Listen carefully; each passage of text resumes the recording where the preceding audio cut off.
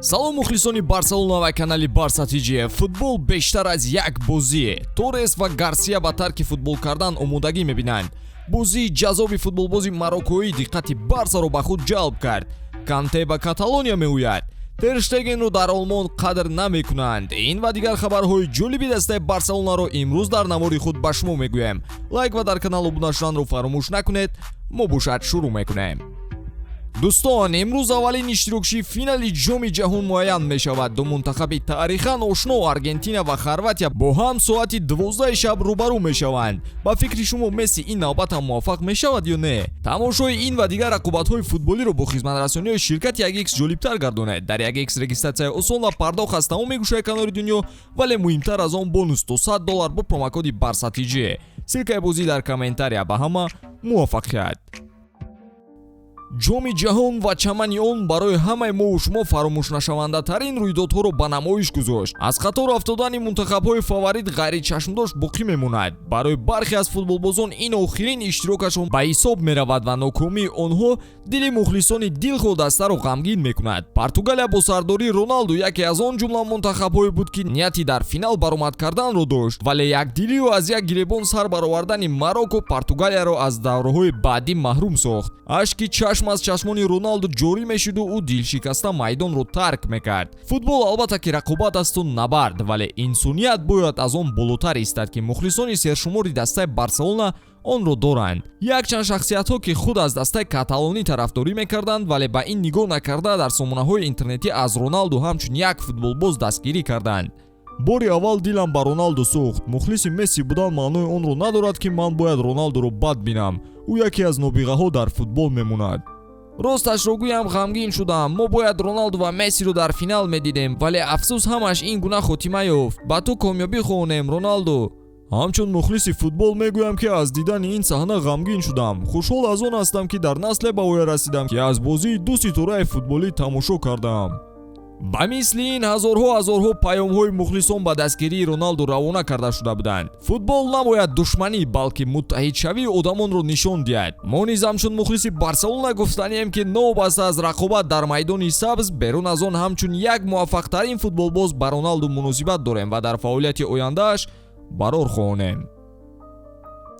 Сармураббии мунтахаби Олмон Ансе Флик хостори он будааст ки Нойер дар ҳайаташ дар Евро 2024 бояд бошад, на ин ки Тер Штеген. Бояд қайд кунем ки Нойер дар таътил вақти лижаронӣ ҷароҳат бардошт ва пояшро шикасту ба ин сабаб то охири мавсим дигар бозӣ кардан наметавонад. Флик бо ӯ ҳамсӯҳбат шуда хостори он шудааст ки ҳарчи зудтар ба пой хезад. Нақшаҳои Флик ба он равона шудааст ки маҳз Нойер бояд дар ҳайати асосияш ҷой гирад. Варианти ивази ӯ бо Тер Штеген ва Кевин Трапп ҳеҷ дида намешавад. Дар замони баргузории Евро 2024 Нойер 38 сола мешавад. Хай ба ин мард чӣ мегӯӣ дигар? Нодида гирифтани ҳунари бозингаре ки дар топ чемпионатҳои Аврупо камтарин голҳоро ба дарвозааш сар додааст, ин ахмақист. Боз ноком мешаванд ва ин навбат даҳонашонро нею нуқтаи панҷумашонро ҷихида ба хонаашон бармегарданд.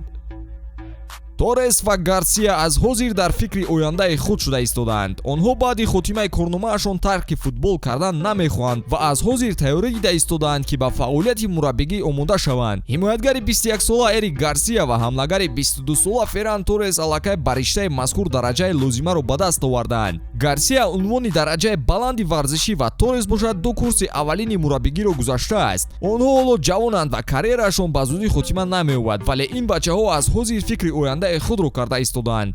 Дар мавсими ҷории Ла Лига Ферран Торес дар Барселона 13 бозӣ анҷом дода 2 гол задааст. Гарсия бошад дар 9 бозӣ иштирок кардааш 1 голро ба номаш сабт кардааст.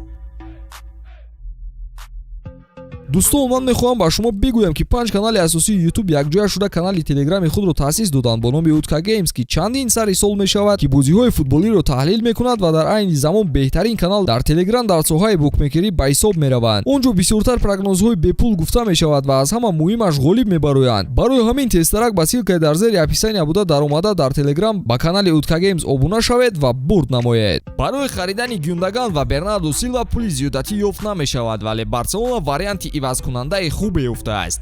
диққати дастаи каталонӣ ба нимҳимоятгари Марокко ва Анжера Аззеддин Унай равона шудааст. Барселона мехоҳад дар зимистон аввалин дараҷа хатти нимҳимояро қавӣ гардонад ва ҳадафи якум ба Бернардо Силва ва Гюндаган аз Манчестер Сити равона шуда буд, вале бо сабабҳои иқтисодӣ харидани онҳо мушкилӣ ба бор меорад. ба ҳамин хотир каталониҳо ба фикре омаданд ки нимҳимоятгари 22-солаи Марокко Аззеддин Унайро ба даста ҷалб созанд. муносибат байни футболбоз ва дастаи Барселона хуб аст. Барса медонад ки бозии хуби ӯ дар ҷоми ҷаҳон талабгорони зиёдеро ба ӯ меорад, вале ба ҳамааш нигоҳ накарда онҳо мехоҳанд дар равзанаи гузаришии зимистона кӯшиши хариди ӯро кунанд. нимҳимоятгари дастаи Челси Канте маълум кардааст ки дар кадом даста ҳунарнамоиашро идома додан мехоҳад. тибқи иттилоъҳо ӯ мехоҳад ба Каталония кӯч бандад. тарафҳо тӯли чанд ҳафта гуфтушунид доштанд ва наздик ба он ҳастанд ки қисмати асосии шартномаро ҳаллу фасл намоянд. ин гузариш метавонад моҳи январ хотима ёбад, вале ҳамааш аз барқароршавии футболбози фаронсавӣ вобастагии калон дорад. ӯ моҳи октябр ҷароҳати вазнине бардошта буд. Барселона новобаста аз он ки Канте ба таври агенти озод гузариш мекунад, маоши футболбозро дар чорчӯбаи нави иқтисодии даста пардохт хоҳад кард.